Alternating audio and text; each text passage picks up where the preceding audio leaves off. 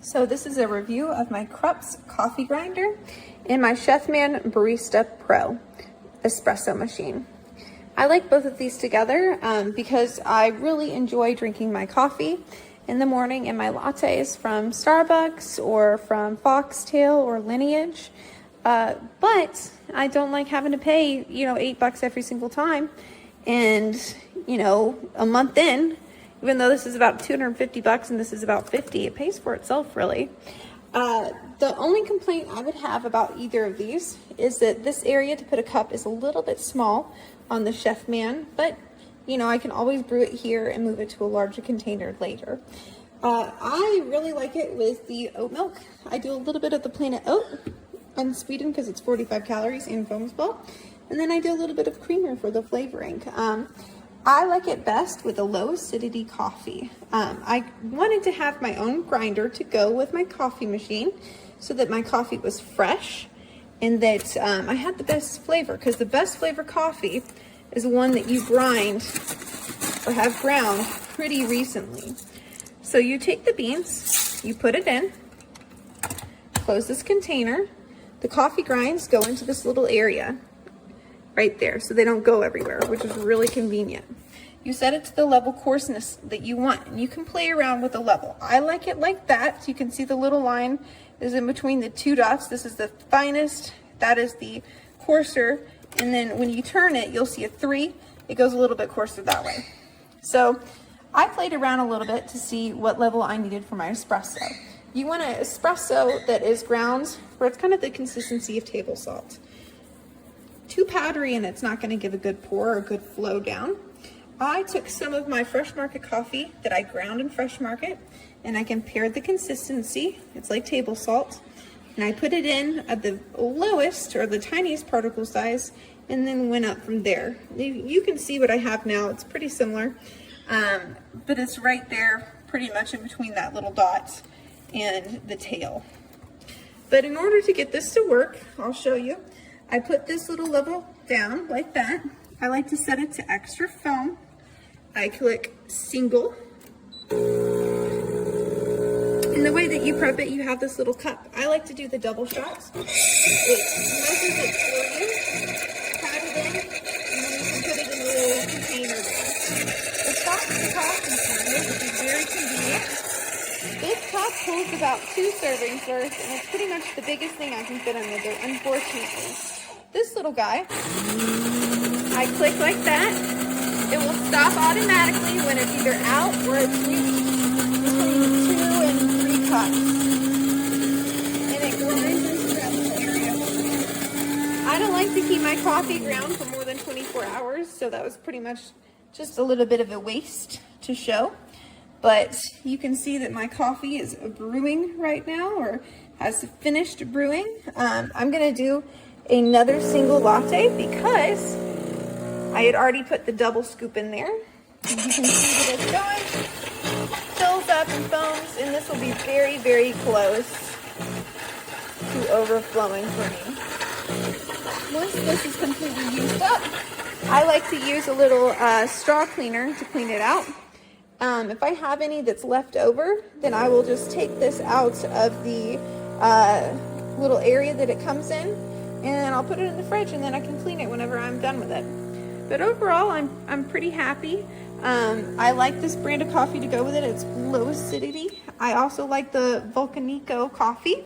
And then the Fresh Market Kona coffee is really, really good. And the Rainforest, I think it's like Rainforest Guatemala or something coffee.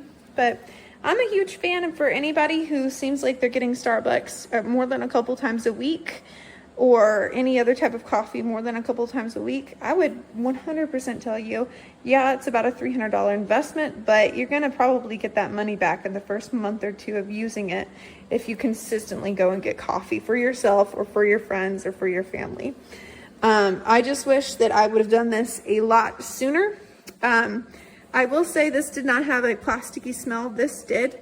So I ran it about 20 times outside because I have pet birds, and the plasticky, Teflon-y smell is bad for them. It can actually kill your pet birds. So once I ran it about 20 or 30 times outside, the smell was completely gone. and I don't have any type of weird taste in my coffee, and I'm very pleased with how everything went. Here's the problem with this thing, and it happens every time no matter what I do. So I just ground some coffee. I like to tap it so that everything inside there falls down.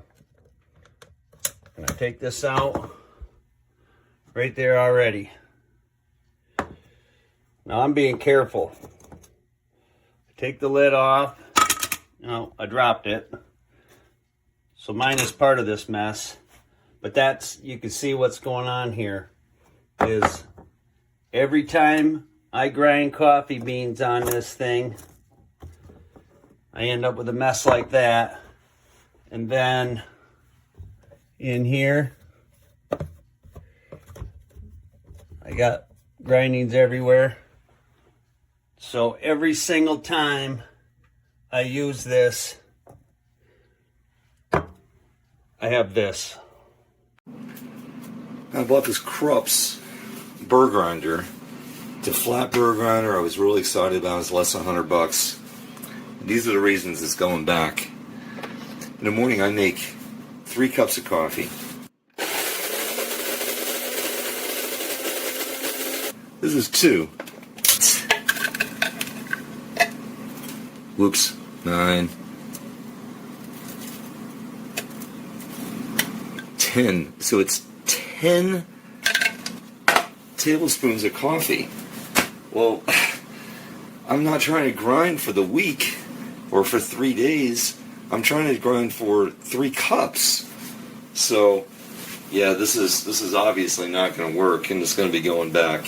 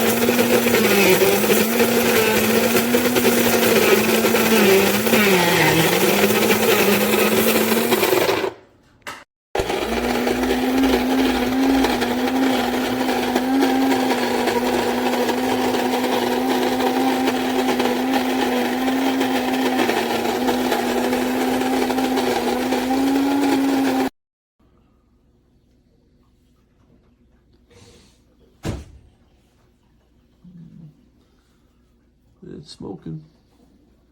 Piece of junk.